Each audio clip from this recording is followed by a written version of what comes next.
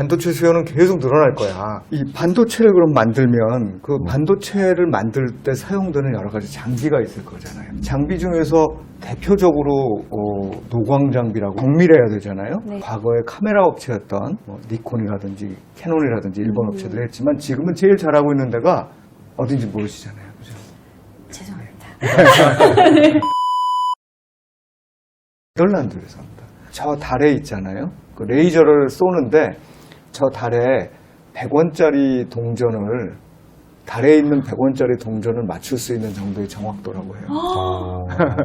소름 끼치네요. 이제 그런 회사들도 정말 좋은 투자 대상이 될 수 있겠죠.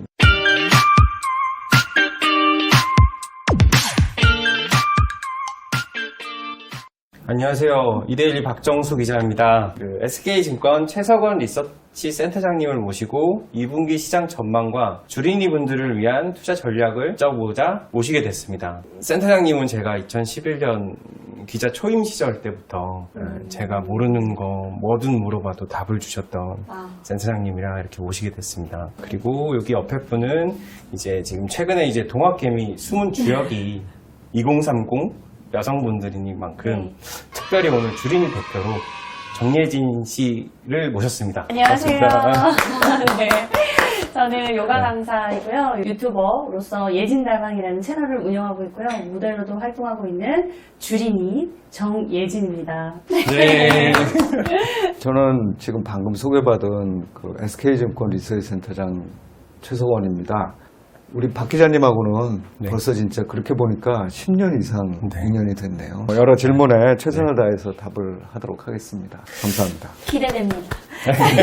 동학개미들 하는데 정작 통계를 보니까 숨은 주역은 이렇게 지금 옆에 계시듯이 2030 여성분들이시더라고요. 네. 과거 상승기 때도 여성분들이 이렇게 늘어났었는지 그리고 그 당시 개인 투자들이 이렇게 들어왔었는지 그리고 뭐 대거 유입에 대해서는 또 현재 상황을 어떻게 보시는지. 그 몇 차례 우리나라의 개인 투자자들이 아주 강력하게 시장에 들어왔던 적이 있긴 있어요. 옛날에 뭐 중동 건설붐이 일고 이럴 때 우리나라 주식시장이 처음 이렇게 태동이 되면서 주식시장의 개인들의 관심이 굉장히 높아졌고 뭐 건설주, 증권주 이런 주식들이 굉장히 많이 올랐던 그런 경험이 있었고 이럴 때 또 개인 투자자들께서 새로운 상품으로서 주식을 선호하시는 이런 현상이 나타났기 때문에 한 번 이렇게 확 들어왔던 적이 있습니다. 또 그 중간중간에 어쨌든 주가가 오를 때 개인 투자자들이 들어오시는데 이번처럼 이렇게 강하게 들어오신 적은 없어요. 제 기억으로는. 적어도 지난 30년간은 없었습니다. 30년간이나요? 네. 그리고 뭐 1000만 주식인 시대 이렇게 된 거죠. 우리나라의 어린이들 빼고 주식을 할 수 있는 인구가 전체의 한 20 몇 % 이 정도쯤 되는 것 같아요. 더더욱이나 이번에 특징적인 게 20, 30대가 굉장히 많이 주식시장에 참여하셨고요. 20, 30대 여성분들이 대단히 많이 참여하셨어요. 물론 전체 규모로 본다 그러면 아직은 그 남성 투자자들이 보유하고 있는 주식 수라든지 또 전체 늘어난 규모 이런 측면에서는 아직도 좀 남성 쪽이 좀 더 큽니다. 그럼에도 불구하고 증가 속도로 보면 뭐 무시무시합니다. 네. 제일 중요한 건 그만큼 예전보다 주식이라는 금융자산을 보는 시각이 달라진 거 아닌가 이렇게 보고 있고요. 저희 이제 아내는 주로 예금을 한다든지 아니면 증권회사하고 거래를 하면서도 좀 안전한 상품들을 원했거든요. 그리고 이제 주로 관심 있는 게 뭐냐면 부동산이에요. 그죠? 네, 대부분 부동산이었어요. 그런데 이제 그런 것들의 어떤 관심이 좀 떨어지면서 이쪽에 관심이 새롭게 좀 커진 게 아닌가 이런 생각도 들고. 주식 초보자를 위한 화면을 찍고 있기도 하지만 이런 거 정말 많이 이제 생기고 있잖아요. 그렇죠. 그러니까 그런 면들이 그런 젊은이들의 특히 또 여성분들의 주식 투자를 늘어나게 하는 걸 동인이 됐다고 보여줘서 저는 개인적으로 아주 기쁩니다. 많이 하셔야죠. 우리 정예진님께서는 그럼 지금 통계처럼 주역이시잖아요. 2030 그렇죠. 주역이시잖아요. 그래서 최근 들어서 주식 투자액을 좀 늘리셨는지. 제가 실은 이제 코로나 사태 터지고 주식이 확 빠졌다가 전 끝없이 빠질 줄 알았더니 확 올라가길래 중간에 살짝 들어갔다가 너무 올라가길래 무서워서 빼서 움츠려 들고 있었는데 요 근래에 네. 더 이상 안 되겠더라고요. 더 이상 움츠러들면 있으면 저만 돈을 못 벌 것 같아서 다시 이제 본격적으로 시드를 네. 장전을 하고 네. 오늘 센터장님의 말씀을 듣고 다음 주 월요일 날 네. 진입을 하려고 준비 중입니다. 근데 올해 같은 경우는 3,000선 돌파했고 3,200선도 터치를 했었는데 예. 주로 그 기간 동안 전략이 있으셨다면 저의 전략으로 치면 일단 주변에서 추천하는 걸 믿는다. 사라 그러면 산다. 네. 그리고 뉴스에 나왔을 때 막 이슈가 되는 거 있죠. 네. 오늘 뉴스에서 막 난리가 났다 하는 걸 네. 산다. 이미 늦었더라고요. 제가 사면 왜 내려가는 건지 모르겠는데 그게 저만의 전략이고요. 네. 네, 그렇습니다. 투자에 있어서 그러면은 뭐 주린이분들이 어떻게 접근하는 게 나을지. 예를 들면 이 남자친구 여자친구를 사귀는 관계가 있다고 생각을 해보죠. 보통의 경우 제일 먼저 뭐 외모뿐이 볼 수 없잖아요, 그죠? 네. 맞아요. 그죠? 그 겉모습만 본다는 거죠. 어찌 보면 주식시장 입장에서 보면은 누군가의 얘기만 듣고 투자하는 거랑 비슷한 것 같아요. 제가 보기에는. 그러니까 본 모습이 뭔지는 모르는 상태에서 남들이 얘기하면서 좋다고 얘기하거나 추천을 해주거나 하는 것들만 보고 가는 거죠. 그러니까 결국은 정말 이게 좋은 것인지 아닌지를 판단해 봐야 되겠죠. 물건 사실 때 저가 뭐 비교 이거 하죠. 비교 사이트 이런 데서. 그렇죠. 그리고 가격뿐만 아니라 모두 비교하시네요. 신발을 산다 그럴 때 내 선호는 어떻고 얼마나 이게 튼튼하고 또 색상은 어떻고 또 신어봤을 때 무게는 어떻고 이런 거 다 재보잖아요. 확률적으로 보면 여러 가지를 따져놓고서 고를 때하고 첫인상만 놓고 골랐을 때하고는 결과가 다르다. 이제 그게 어찌 보면은 그 주식 투자를 처음 하시는 분들이 가장 빠지기 쉬운 함정에서 벗어나는 법이에요. 어떤 돈으로 투자를 하느냐가 또 굉장히 중요해요. 내가 이 돈으로 학생의 경우에 등록금을 내야 된다. 신혼부부인 경우에 내가 빚을 내서 집을 샀는데 이 빚을 원리금을 상환해야 되는 자금이다. 네. 이거 떨어지면 되돌릴 수가 없잖아요. 그렇죠. 그죠? 누군가한테 또 빌려야 되는 이런 상황인 거죠. 자금의 성격이라는 게 굉장히 중요해요. 그래서 주식 투자를 처음에 이 주식 초보자들이, 주린이들이 시작할 때는 내가 중립적으로 생각하는 이 돈으로 잃어도 되는 정도가 예를 들면 뭐 한 30% 정도 주가가 떨어지더라도 견딜 수 있다. 이런 돈의 규모를 정하는 게 굉장히 중요해요. 정말 네. 중요한 것 같아요. 이 기업이든 아니면 시장 자체의 각 부문을 얼마나 차근차근 꼼꼼히 살펴보느냐. 이게 이제 주린이들의 자세라고 봐야 되겠죠. 센터장님이 이렇게 주린이 외에 개인 예, 투자자 전체에 가진 업종을 보시고 예, 좀 예. 전망을 해주신다면 조금. 대단히 현명한 판단들을 하고 계세요. 작년부터 느끼는 반대 굉장히 많은 공부를 하고 계시고 선택하는 기준이 예전 같지 않다는 거예요. 예전에는 지금 말씀하셨던 사람들 얘기만 듣고 투자를 한다든지 뭐 이름만 보고 투자를 한다든지 이러셨는데 주식시장을 볼 때 우리가 전체 흐름을 잘 파악을 하고 계신 것 같고 삼성전자라든지 뭐 현대모비스, 현대차 이런 것들 특징이 뭐냐면 지금 현재 경기 사이클과 맞고 그 사이클에서 우리나라를 대표하면서 매출과 수익이 탄탄하게 이어지는 종목들이거든요. 이렇게 현명하게 주식을 고르기가 쉽지 않다.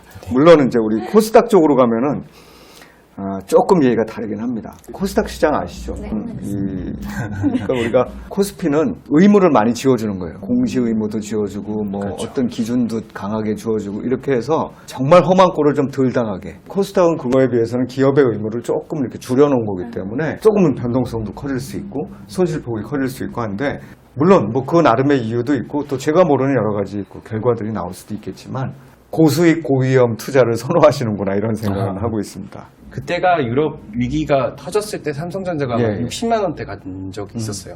액면 분할하기 전에. 예, 예. 그때랑 최근에 액면 분할하고 나서 5만 원대. 정말 모르는 주린이가 저한테 이거 빚을 내도 사야 되냐 했었는데 그때마다 저는 말리긴 말렸었거든요. 그래서 조금 그 친구한테 혼나고 있는데 주린이 대표신 네. 예진님은 어떤 종목을 보고 계신지 오히려 그게 딱 맞을 때도 있더라고요. 제 나름의 지금 생각을 매일 하고 있거든요. 그래서 이제 주변의 분들이 1년이 넘게 우리가 해외여행을 못 갔잖아요. 네. 이 욕구가 턱 밑까지 찬 거예요. 어느 정도냐면 여기 땅 하고 나면 말처럼 해외로 전력 질주해서 갈 느낌이더라고요. 저는 이제 여행 관련주, 항공 관련주를 사야 되는 것이 아닌가라고 생각을 해봤습니다. 야, 대단히 주린이가 아니신데요.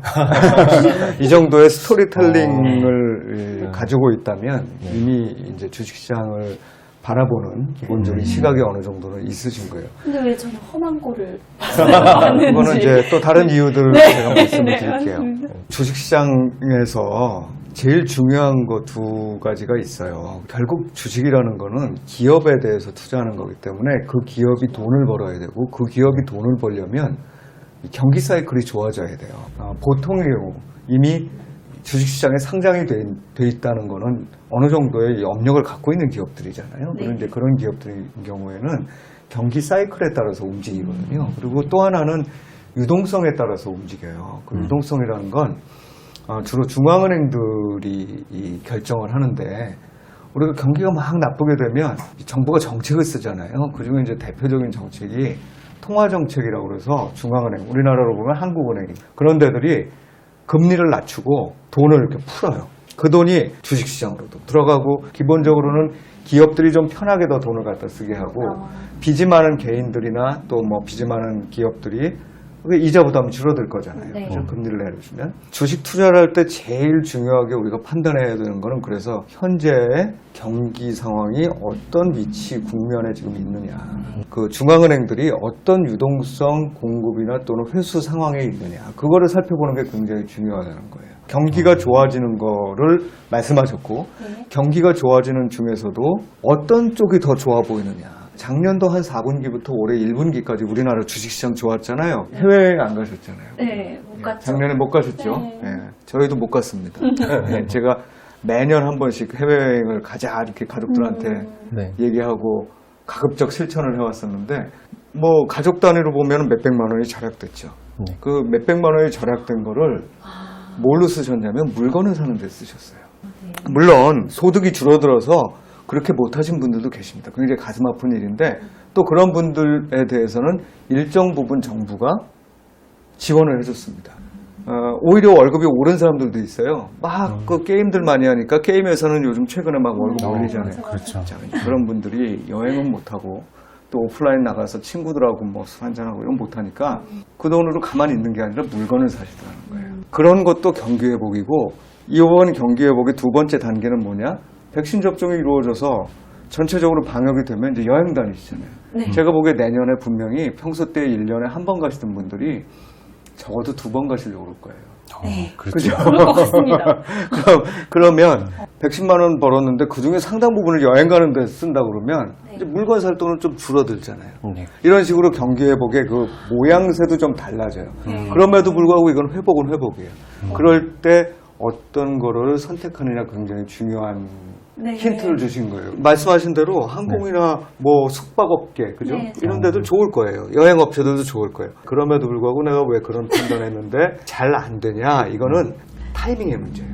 그죠? 맞는 것 같아요. 타이밍의 선생님. 문제. 작년 12월 달 이럴 때 그냥 확산이 막 갑자기 이렇게 빨라지잖아요. 네. 그러면 이거 그게 아니고 뭐 한 후년 2023년이나 돼야 여행 갈 수 있는 거 아니야? 그러면은 그동안에 좀 기대를 갖던 사람들이 또 항공주나 뭐 여행주 이런 거 막 갖다 팔아요. 그죠? 네. 이제 그런 타이밍의 문제가 있습니다. 우리 2분기를 놓고 볼 때 네. 조금은 빠를 수도 있어요. 그런데 이제부터는 서서히 이 항공이랄까 여행이랄까 이런 쪽 저는 괜찮다고 생각하고 있습니다. 칭찬을 들으니 너무 행복하네요. 그 외에 주도 업종이라 하면 예. 좀 추천하는 업종이 있다면 지금까지는 뭐가 더 영향을 미치고 있냐면 물건 사는 거에 후속 효과들이 나타나고 있어요. 물건을 팔면 이거에 대한 기업들은 투자를 해야 돼요. 네. 그죠? 그럼 그 투자를 위한 여러 가지들이 이제 나타나기 시작하는데 그 중에 우리가 지금 대표적으로 보이는 게 반도체입니다. 요즘에 반도체 안 들어가는 데가 없어요. 심지어 건물 지을 때도 반도체가 엄청 들어가고 최근에 반도체 시장에서는 자동차에 들어가는 반도체가 네. 물량이 부족해가지고 자동차 생산 자체를 못하고 있어요. 4차 산업혁명이다 뭐 만든다 그러면 다 반도체 들어가고 사람들이 전기차를 사요. 네. 그렇죠. 네. 뉴스에서 보고 있어요. 그런 전기차를 사면 당연히 배터리가 수혜를 받을 거고 또 전기차를 만드는 자동차 업체들이 수혜를 받는 이런 구도가 당분간 좀 나타나지 않을까 싶어요. 가치주 또는 성장주 이렇게도 구분이 되잖아요. 예. 들으셨을 때 딱 감이 오시나요? 지금 생각난 대로 말해볼까요? 가치는 지금 현재 가치가 있는 주, 성장주는 앞으로 가치가 있어질 주?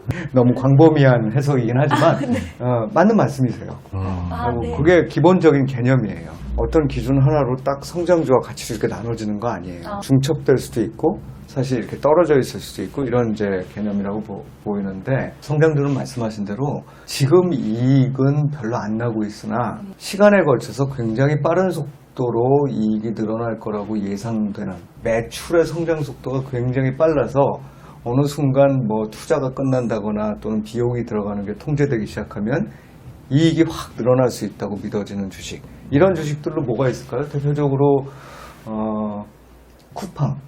지금은 이익이 안 나고 손해만 수년째 보고 있어요.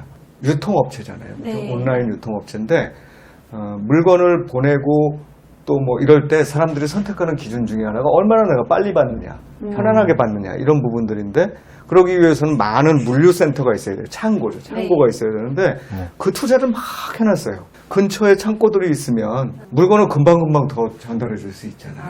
근데 그 창고들을 사기 위해서 지금까지 계속 투자를 하니까 돈을 벌어도 걷다가 다 쓰는 거예요. 그런데 여기가 어느 순간 이제 투자가 마무리되고 나면 그때부터는 굉장히 많은 이익을 거두기 시작할 거다. 이런 기대가 있을 수 있겠죠.